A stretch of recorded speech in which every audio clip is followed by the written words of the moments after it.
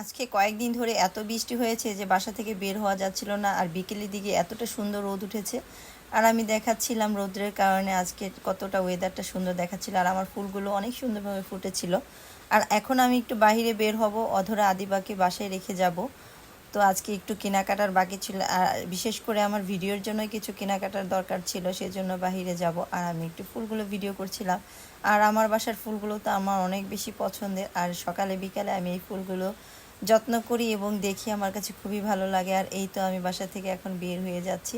আর আমি আজকে একা বের হচ্ছি না, আমার সাথে আমার মেজো আপু যাবে।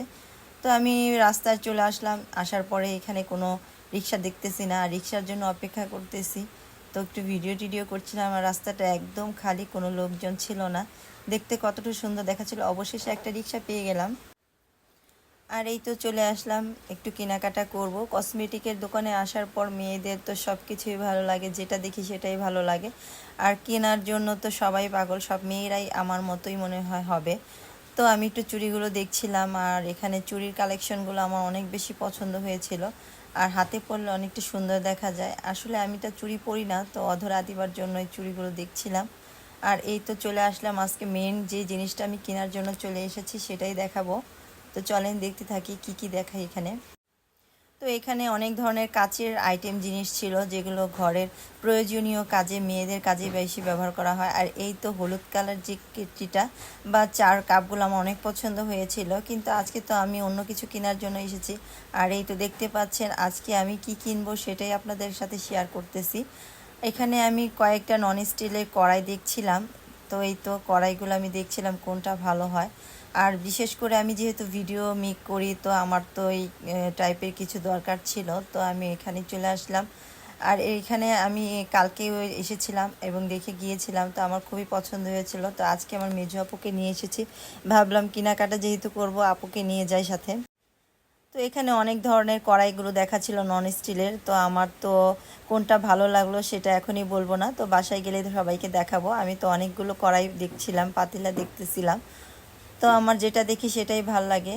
তো চলে আসলাম আদিবার জন্য, অধরার জন্য কিছু লাইব্রেরিতে কিছু কাজ ছিল, তো ওদের জন্য কিছু বইটই কিনবো সেজন্য। আর এখানে চলে আসলাম আদিবা অধরার জন্য কিছু খাবার আইটেম কেনা হবে বাসার জন্য। তো আমি এখানে সব কিছু একটু ভিডিও টিডিও করছিলাম। আসলে সবসময় তো আমি ভিডিও মেক করি না বাইরে বের হলে, তো আজকে ভাবলাম একটু ভিডিও করা যাক, যেহেতু কেনাকাটা করার জন্য চলে আসছি। তো এই তো ফাইনালি চলে আসলাম, কি কেনাকাটা করলাম সেটাই আপনাদের সাথে শেয়ার করব।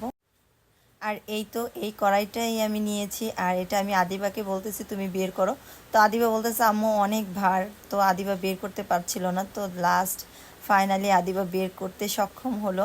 আর এই তো এই কড়াইটাই আমি এনেছি। আর দেখতেই পাচ্ছেন কড়াইটার কাচের একটা ঢাকনা আছে, আর এখানে অনেক কিছু রান্না টান্না করা যাবে। তো এই তো আমি ফাইনালি এই কড়াইটাই কিনে আনলাম। তো সবাই বলবেন কেমন হয়েছে। আর সাথে আছে কয়েকটা পাতিলা, আর এগুলো বিরিয়ানির এবং পোলাও সব কিছুই রান্না করা যাবে। আর এটার সাথেও কাচের ঢাকনা ছিল।